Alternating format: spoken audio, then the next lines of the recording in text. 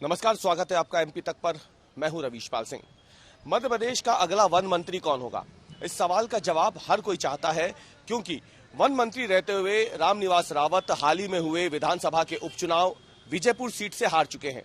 उसके बाद उन्होंने वन मंत्री के पद से इस्तीफा दे दिया है।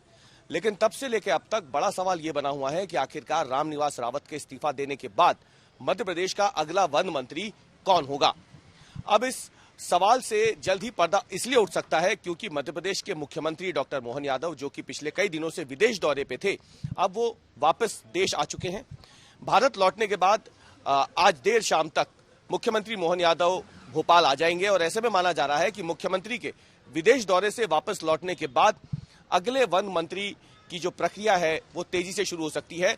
मुख्यमंत्री ही अगले वन मंत्री के नाम पे मोहर लगाएंगे, ये बातें अब सामने आ रही हैं, क्योंकि मुख्यमंत्री का ये क्षेत्राधिकार होता है कि किसे उन्हें अब अपनी कैबिनेट का साथी बनाना है। तो जाहिर सी बात है, मुख्यमंत्री क्योंकि विदेश दौरे पे थे, ऐसे में उस समय किसी भी नए शख्स को वन मंत्री नहीं बनाया जा सकता था।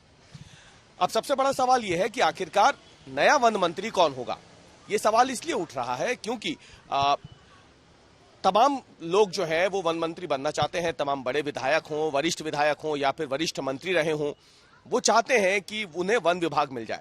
लेकिन इन सब के बीच में जो सबसे मजबूत दावेदारी है वो नागर सिंह चौहान के पास ही है।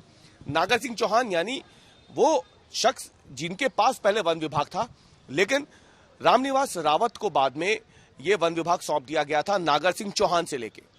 नागर सिंह चौहान आदिवासी समाज से आते हैं और माना जा रहा है कि नागर सिंह चौहान इस समय वन मंत्री की रेस में सबसे आगे हैं, क्योंकि नागर सिंह चौहान के पास ये विभाग पहले भी था।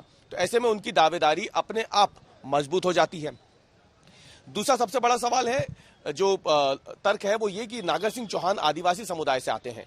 विजयपुर विधानसभा के उपचुनाव में जो भाजपा की हार हुई है, उसके पीछे एक बड़ी वजह माना जा रहा है आदिवासी तबके का बीजेपी से छिटक जाना, क्योंकि नागर सिंह चौहान के साथ जो हुआ था उससे यह माना जा रहा है कि आदिवासियों का गुस्सा रामनिवास रावत पे निकला और इसकी वजह से भाजपा को विजयपुर सीट गंवानी पड़ी।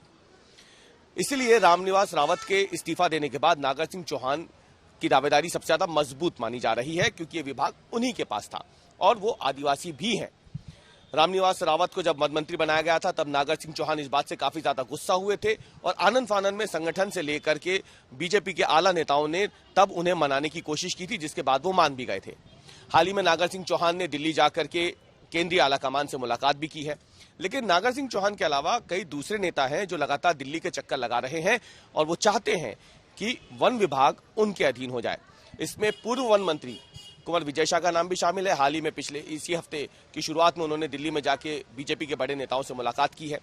इसके अलावा अगर बात करें तो कई वरिष्ठ विधायक हैं जो चाहते हैं कि वन विभाग उनके पास आ जाए, उन्होंने भी दिल्ली चक्कर लगाए हैं। कई ऐसे वरिष्ठ विधायक जो पहले मंत्री रह चुके हैं, गोपाल भार्गव हैं, भूपेंद्र सिंह हैं, दूसरे कई ऐसे नाम हैं जो पहले मंत्री तो रह चुके हैं लेकिन इस सरकार में वो मंत्री नहीं है। तो ऐसे में उनकी भी इच्छा है कि वन विभाग उनके पास आ जाए।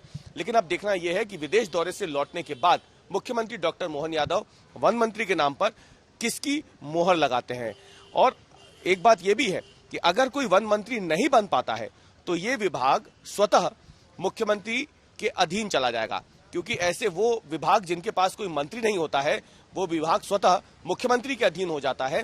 तो ऐसे में देखना यह है कि पहले से ही महत्वपूर्ण विभागों को अपने पास, जैसे गृह हो, खनिज हो, कई ऐसे विभाग हैं जो फिलहाल मुख्यमंत्री के अधीन आते हैं। तो क्या वन विभाग भी मुख्यमंत्री अपने अधीन रखते हैं या फिर किसी शख्स को, किसी नेता, कैबिनेट मंत्री को या फिर किसी वरिष्ठ विधायक को ये जिम्मेदारी दी जाती है।